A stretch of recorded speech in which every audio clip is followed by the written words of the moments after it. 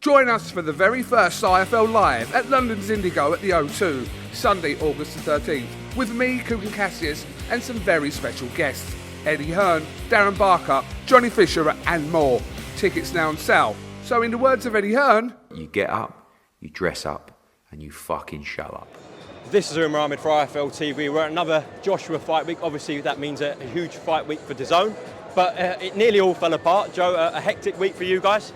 Yeah, hectic week. Started in Dallas, very late night, Friday night for me, early Saturday morning UK. Call from Eddie. First decision really easily, AJ White immediately off, obviously.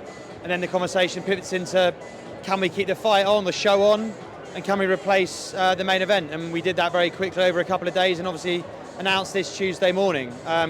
Credit's got to go to AJ, first of all, for wanting to keep the show on. That was primarily his decision.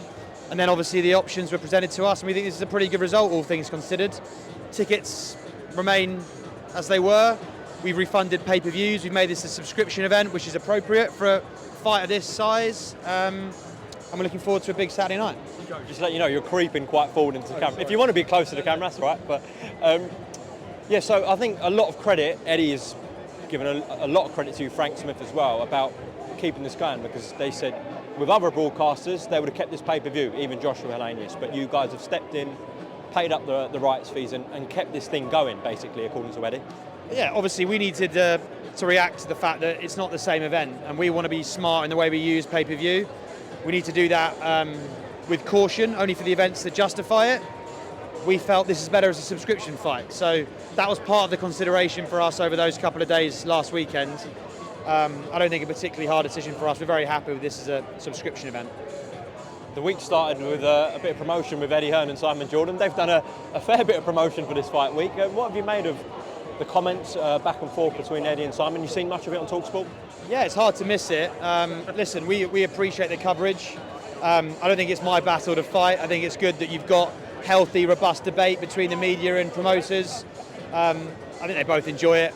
I think it's good for the discourse around the fight, and if people are talking about boxing, that's good for us. And yeah, long may it continue. Absolutely.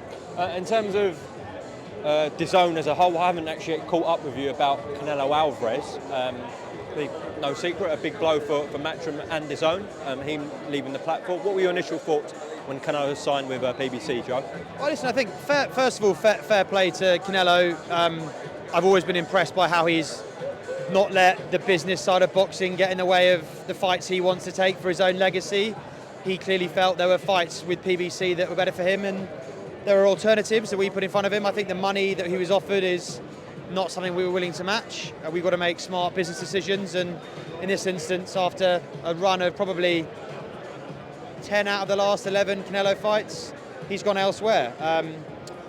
Good luck to him. Look, we are seeing more and more collaboration in the broadcasting space around boxing. We worked with ESPN last weekend for Jake Paul, Nate Diaz.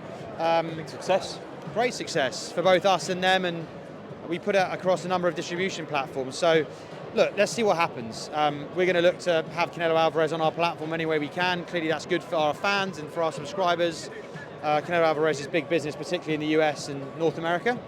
So we'll be looking to see what we can do there. But yeah, for the moment, he's with PBC and Showtime. Of course, he takes up a lot of the budget, Canelo Alvarez. So now, with that money being freed up, what does that allow you to do on DAZN now? It doesn't really work like that. I don't think there's a pot of money that we will use regardless. We've got capital available to us, and we'll use it if opportunities are presented to us that make sense.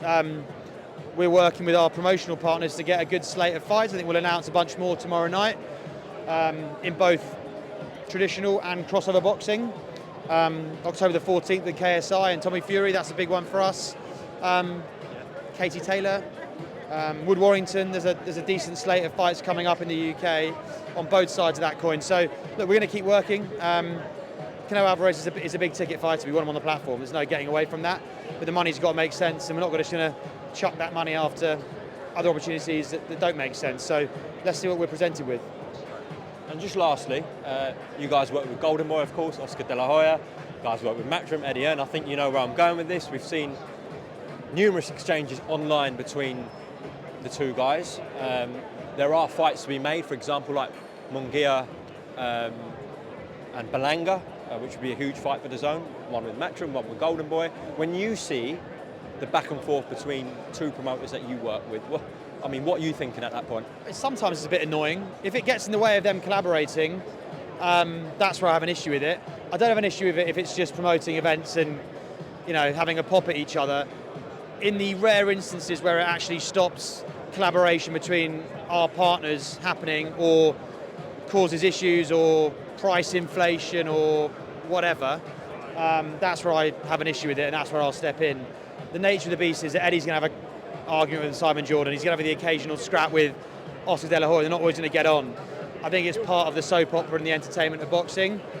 Only when it affects smart, sensible business being done is when I have a problem with it. To this point, you guys haven't had to step in and say, calm down, guys. We've had a couple of words on both sides. I won't reveal the details, but they're both grown-ups, they're both big boys, they can both handle themselves. As long as it doesn't get in the way of our business getting done, then we're okay with it. Joe, thank you very much for talking to IFL TV. Well done to everyone involved keeping the event on this Saturday night. That was the main thing, and hopefully all goes well for you tomorrow. We'll speak soon.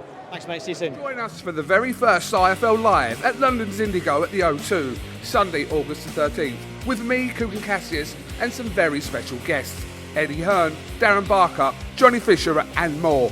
Tickets now on sale. So in the words of Eddie Hearn, You get up, you dress up, and you fucking show up.